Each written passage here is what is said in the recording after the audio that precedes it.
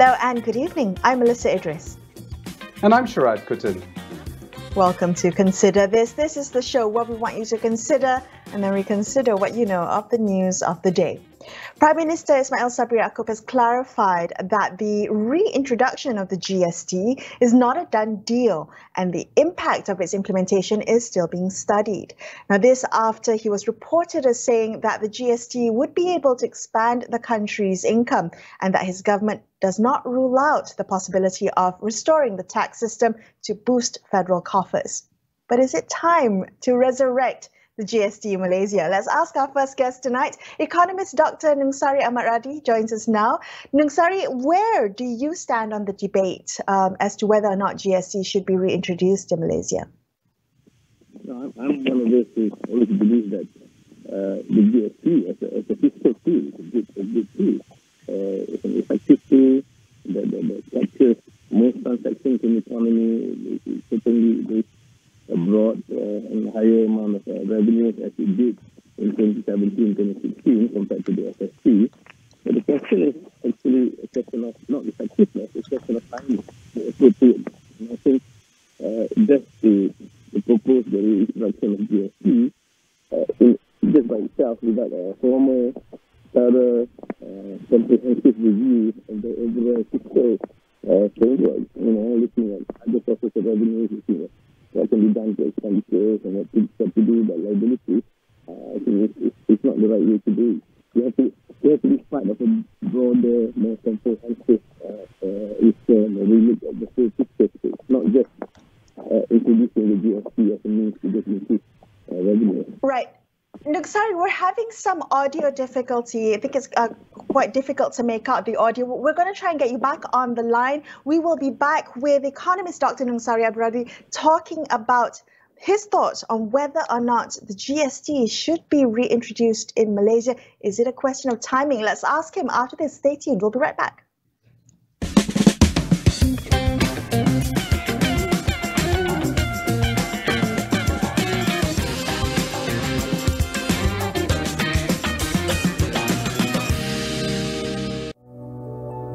COVID-19 memperlihatkan kepada kita betapa pantasnya adaptasi teknologi di kalangan PKS kita. Niaga AWANI dan Unified Business akan menyelami perjalanan kebangkitan semula PKS kita melalui segmen Jiwa SME setiap Selasa dan Khamis untuk inspirasi anda. Transformasikan perniagaan dengan Unified Business, rakan digital pilihan anda. Hubungi kami sekarang dan jimat sehingga 50%. Jom Unified Business. Hanya yang terbaik dengan Pack Platinum. I was making the moment more epic. Pelbagai kisah hebat menanti.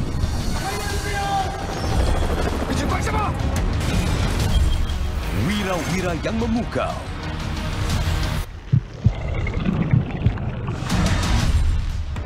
Laluinya bersama mereka. Membawa anda ke suatu tahap yang baharu. Setiap masa, pastinya drama. Here we go! Yes! Switch ke Pack Platinum hari ini dan nikmati 2 tahun percuma saluran Sports Extra. Layari laman web atau WhatsApp kami. Bahmun semua padian, lihatlah AWANI Borneo jam 7 malam setiap hari. Banyak berita-berita cerita kita ni hanya di Astro AWANI.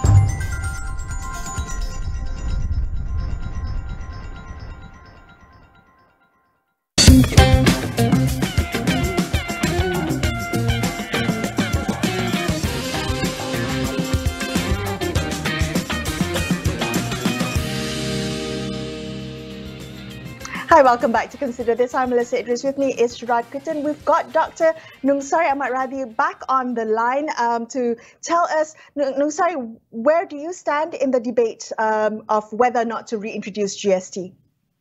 So I'm one of those that's been on record to say that the GST is a very good fiscal tool, not just a tax, but a fiscal tool that formalizes the whole economy, that is able to generate lots of revenue and so on.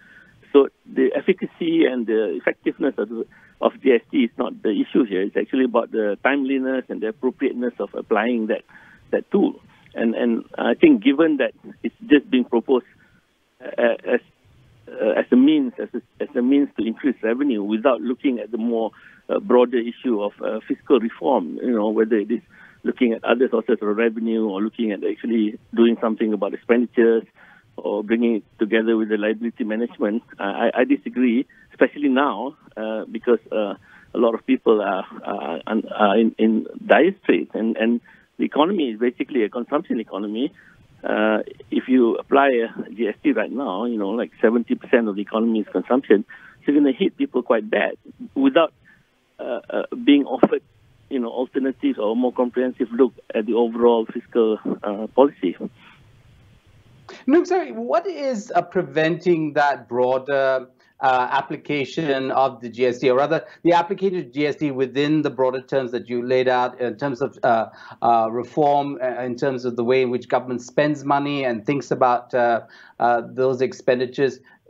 Is it a question of politics? Is that where it's at? Yeah, I think so. I think it's not easy to, for example, on the expenditure side, I don't believe that there's enough will to actually cut a lot of fat from it. There's also not enough will to delay and some huge mega projects that have future implications in terms of expenditures.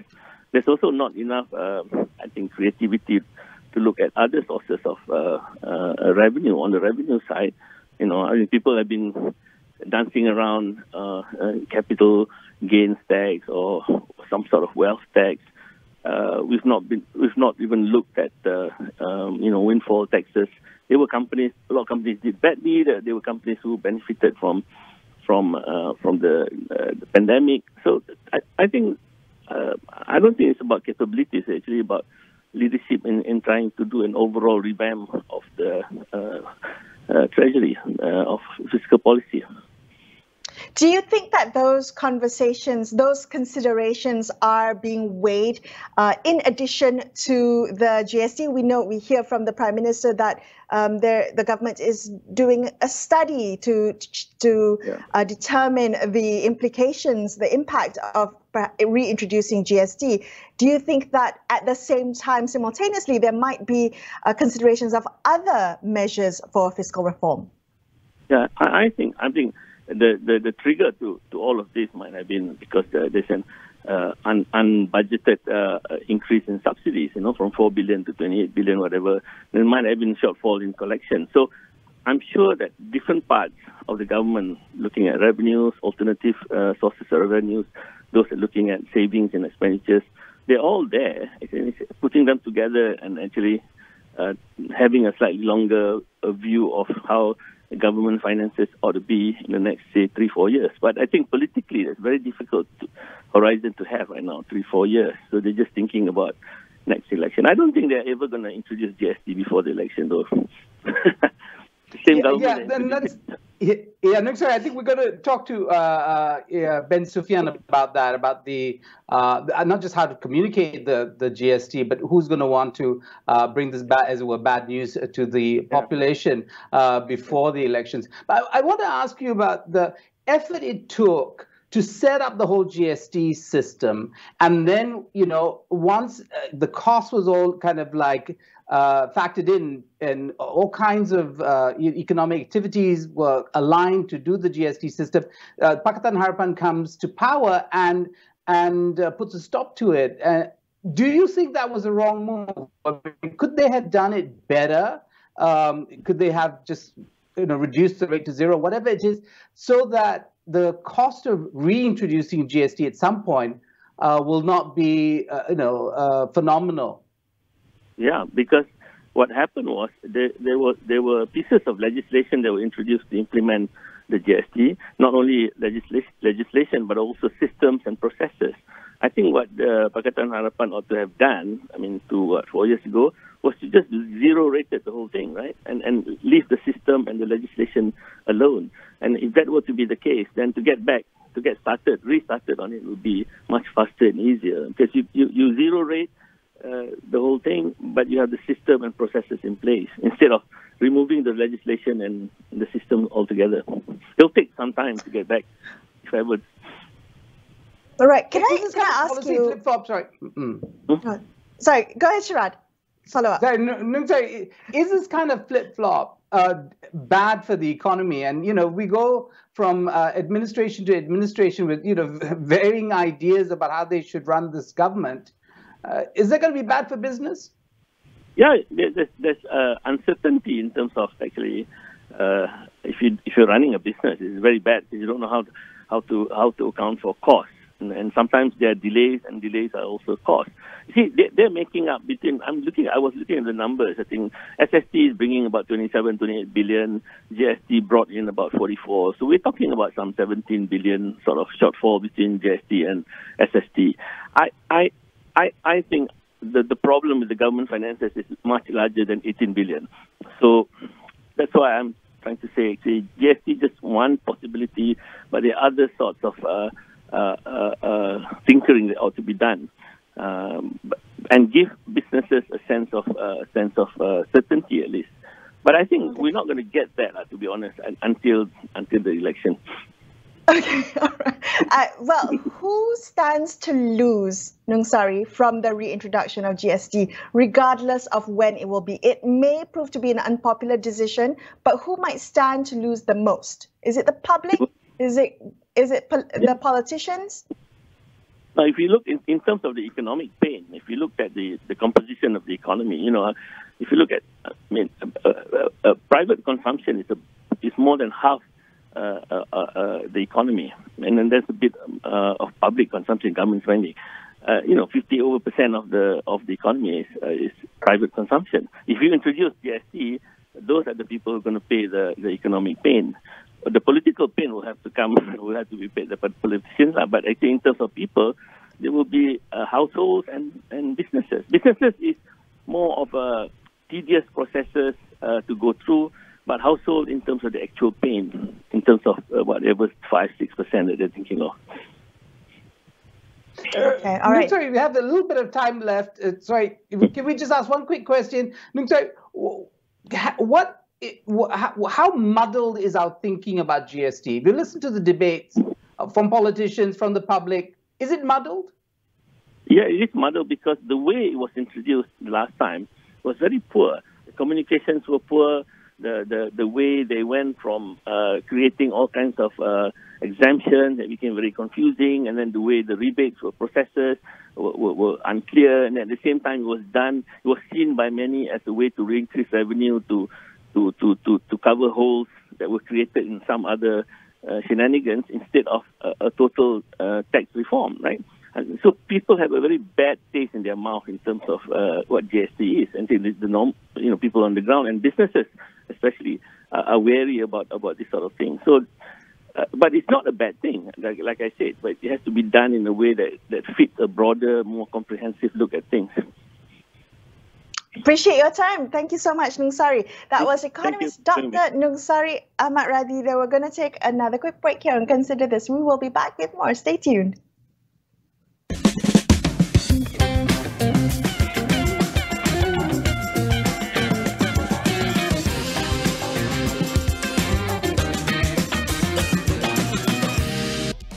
Dream of becoming the next badminton champion? Join Astro Camp Badminton and train with top coaches in Malaysia. Open to girls and boys ages 10 to 12. Register online with your Astro account and attend any of our 5 selection camps throughout Malaysia. Those chosen will get to train with professional coaches in Kuala Lumpur. Register today on our website and watch it on Astro Arena. Setiap Isnin. What are we looking at today? Major operations about to land in Europe. Daripada Deep Wolf. My team is the international arm of the FBI. Pasukan FBI. These guys were pros. Kini di peringkat antarabangsa. We need to take everyone down. Drop it! Is it always go, go, go? What if it is? Then I landed with the right team.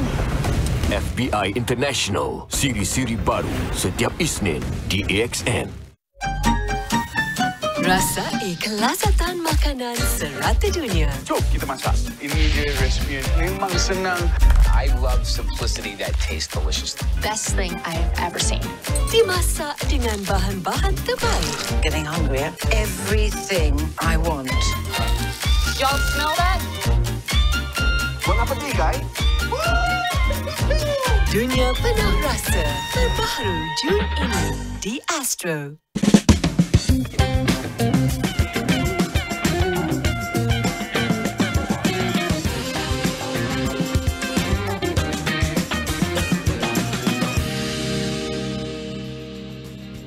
Hi, thanks so much for staying with Sharad and I on Consider This. The attempt to broaden the tax base using a GST system has both economic and political dimensions. But in this current climate, which will prevail? Joining us now, the Executive Director of Merdeka Centre, we have Ibrahim Sufyan, better known as Ben.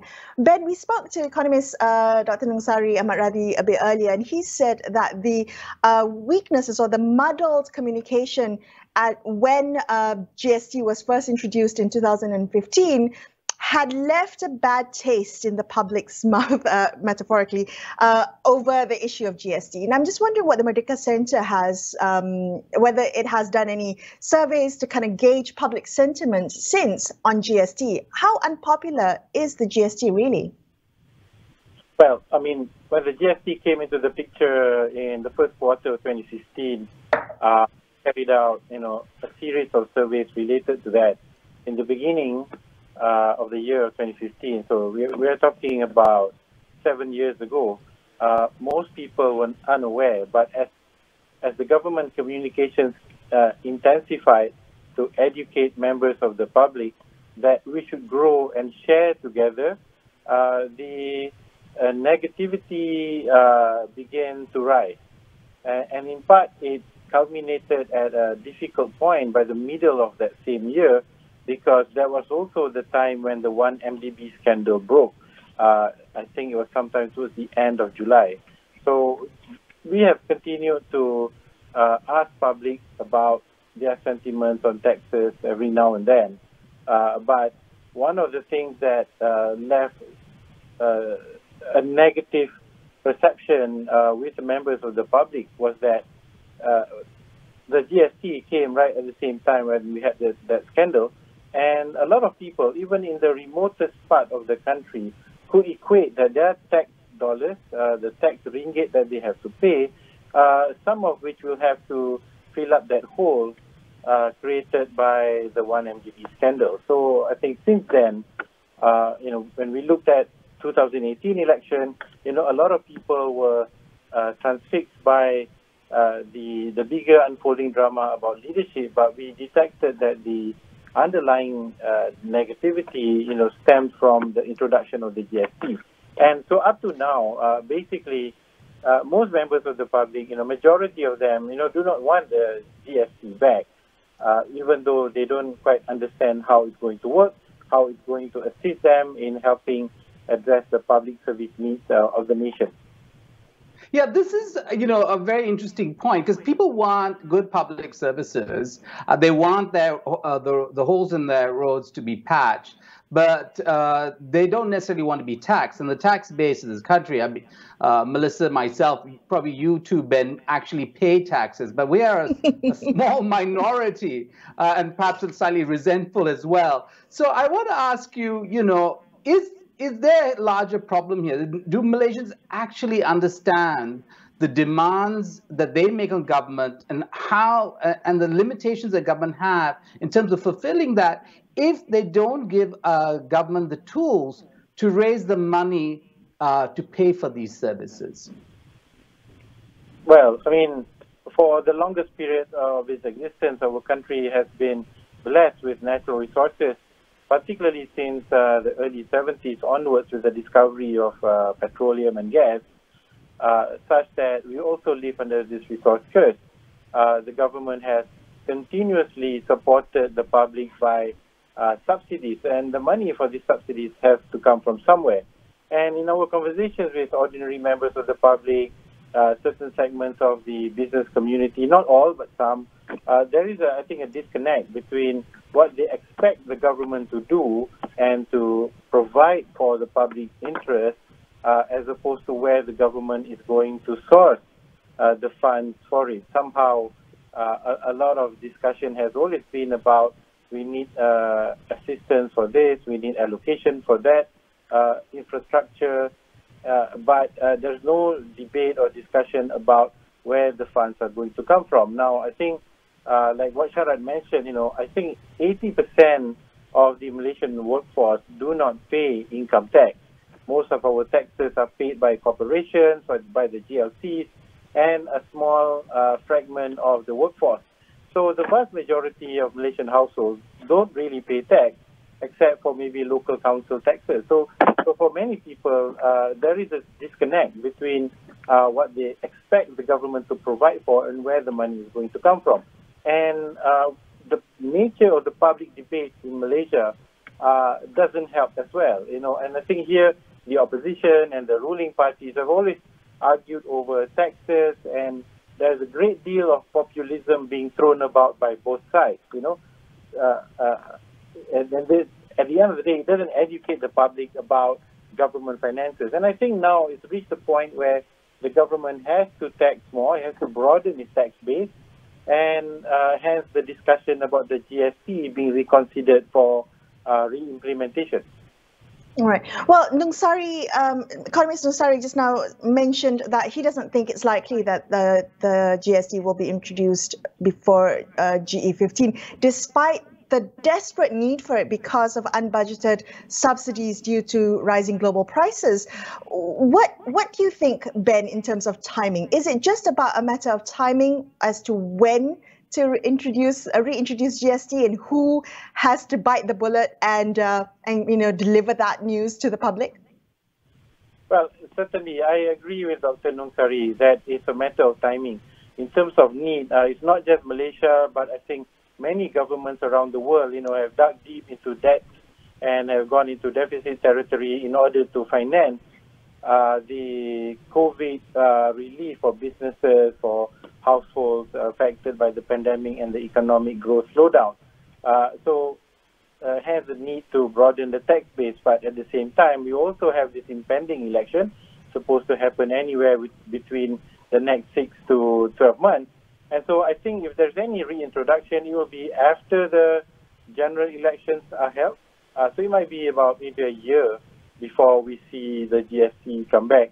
And it also is dependent on the kind of confidence that any future government has. If they have a large majority, then I think they might be able to pull through. But if it's a patchy government as the one that we currently have, then I think it's going to be very difficult for the GST to be passed. Perception that the debate or discourse about GST was instrumental in the victory of Pakatan Harapan in 2018. Is GST a poison chalice for any stakeholder who wants to win power in Putrajaya? It is, in part by the nature of debate. For I think the longest time, the average Malaysian has this view that the government is omnipotent, that the government has, deep pockets from which it can fund, public needs and all that. And also the discussion about the nature of public finance hasn't really been made very clear. So I think the average person on the street, when they are voting, could be influenced by cash transfers, by promises in a national budget, about goodies that they're going to be handed out. So a lot of the public discussion about government finances is always about what am I going to get from the government, and not about how is the government going to fund itself, how is the government going to address the more critical needs in order to propel the country moving forward. So, for example, just one short example, most people don't realize that the government's tax revenue is not enough to cover salaries of its civil servants, and that it has to rely on dividends from Petronas and other extraordinary income to make ends meet. So that alone speaks of, I think, the lack of knowledge. And so what more about GST? So when we have GST, I think it's very good because not only you broaden the tax base, but you also increases government accountability over how it uses its funds. So I think one of the biggest mistakes for Pakatan was to actually end it at that, 2018. Right. Ben, thank you for joining us on the show. Brian Sufyan there from Merdeka Center, wrapping up this episode of Consider This. I'm Melissa Idris.